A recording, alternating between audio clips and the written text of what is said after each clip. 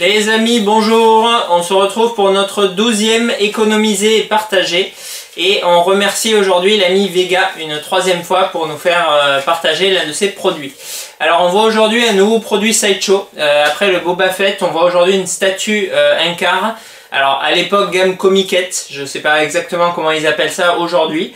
Un produit qui est relativement réussi également, parce qu'on voit aujourd'hui le Spider-Man version symbiote comics. Et c'est une statue qui est vraiment pas mal du tout.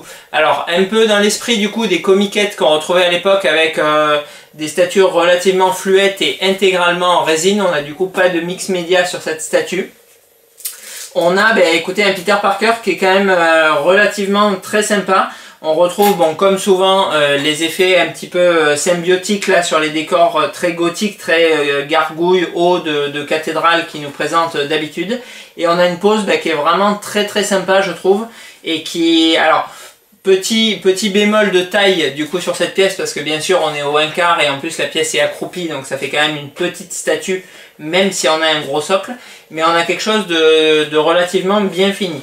Pas de défaut du coup de peinture ou de sculpture comme je l'avais évoqué dans certaines vidéos où on me disait oui, Sideshow, tu tires dessus pour rien, etc. etc. C'est vrai que c'est quand même vraiment pas mal du tout. Voilà, la pose est cool, le paint est quand même, ma foi, vraiment sympa. Ils travaillent du coup beaucoup les ombrages et la lumière sur le personnage. Ils ont bien renforcé du coup, je trouve, par rapport à la musculature classique du Spider-Man, cet effet un peu bodybuildé là lorsqu'il est possédé par le symbiote. Ça c'est sympa. Et voilà, et vraiment le posing est assez intéressant. Il trône vraiment en haut du coup du socle et avec cet effet voilà de pose typique à l'homme araignée. Et c'est franchement c'est une belle pièce. Allez, on va la zoomer tout de suite et on verra du coup un petit peu la gamme, le tirage, le prix en conclusion. On est parti du coup sur le zoom de ce socle du Spider premium format symbiote. Alors c'est vrai que ça fait beaucoup penser, je trouve, à la scène qu'on voit à la fin de Spider-Man 3 là, quand Venom escalade du coup le clocher. C'est une bonne idée d'avoir utilisé ce type de socle, je trouve.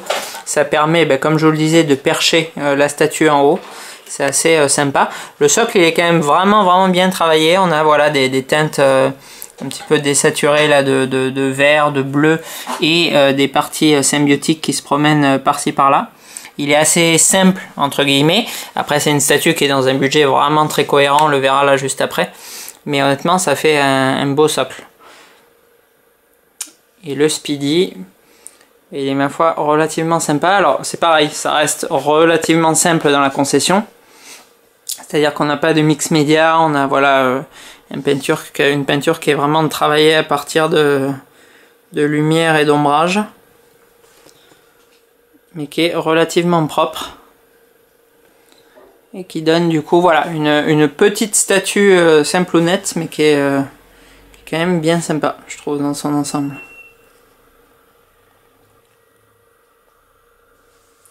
Allez, on a fait du coup le tour d'horizon là de ce 12e économisé et partagé. Alors ça peut être aussi sur des petits produits, parce que c'est vrai que généralement on voit plus voilà, des statues Prime One ou autres qui sont quand même assez impressionnantes. Mais comme on l'avait vu avec le Kirby ou là aujourd'hui avec ce symbiote, on peut découvrir aussi des pièces un petit peu plus petites. Alors c'est vrai que mon avis est un petit peu négatif sur les dernières productions Sideshow. Pour le coup il est pas remis en question, mais bon... un peu contre-étayé à part ces deux derniers produits, parce que c'est vrai que le Boba était quand même vraiment sympa. Et là on a alors une statue voilà qui se hisse peut-être pas en termes de sculpture, de peinture au niveau des produits Prime One. Maintenant on est à la moitié du prix, c'est à dire que là où les premières Masterline vont commencer vers 1200 €, là pour cette PF on est à 600 €, donc bon, c'est une statue qui est entre guillemets voilà un petit peu plus simpliste et plus petite en termes de poids et de dimension bien sûr, mais qui est quand même aussi 2 fois moins chère et qui n'est pas forcément pour autant moins réalisée. Il y a moins de technicité, c'est clair, parce qu'on ne retrouve pas du coup de système de résine translucide ou vraiment voilà cette surenchère un peu que Prime One vient apporter sur chaque nouveau produit. Ça reste simple, c'est un peu, je trouve, voilà, alors je regardais la gamme, c'est du coup premium format pour celle-ci. Bon, à l'époque, Premium Format, c'était vraiment réservé au mix média et les full résine étaient en comiquette. Pour moi, ça faisait vraiment comiquette. Bon, cette gamme, elle a apparemment disparu. Là, j'ai regardé sur le site de Sideshow, je ne l'ai pas vu. Mais ça me fait vraiment beaucoup penser à ce qu'il faisait à l'époque.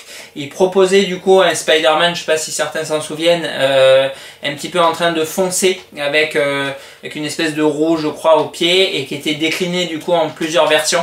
On avait le Spider classique, on avait le Symbiote et on avait le Iron Spider.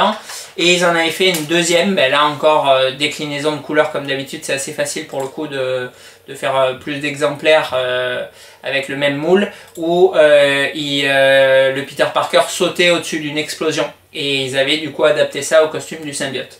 Alors voilà, je trouve que ces deux statues pour le coup, elles n'allaient pas du tout avec l'esprit du personnage. Parce que voilà, Peter quand il est possédé, il est vraiment voilà dans le retrait, dans l'ombre, et le fait de le mettre un petit peu planqué au-dessus d'une structure, je trouve que c'est une bien meilleure idée que de le faire en train d'attaquer ou d'échapper à une explosion. Voilà, c'est un personnage qui est quand même plus en retrait, donc je trouve cette pose beaucoup plus cohérente.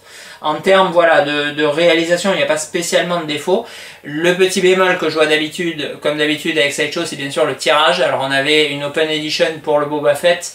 Là, il y a une limitation. On a d'ailleurs la pièce numéro 99, donc un low number. Je sais que ça fera plaisir du coup à Vega. Mais sur 5000. 5000 exemplaires quand même. Gros tirage pour cette statue. Alors encore une fois, voilà, pièce assez sympa. Hop, I'll be back. Donc voilà, donc on finit sur la présentation de ce symbiote. Je vous disais, voilà, 5000 exemplaires, c'est sûr que c'est quand même beaucoup. Alors effectivement, bon, Sideshow oblige, voilà, leur créneau entre guillemets, c'est de diffuser du coup des statues moins chères forcément à plus d'exemplaires, parce que c'est toujours un ratio entre le prix de vente et le nombre d'exemplaires fournis pour amortir la franchise.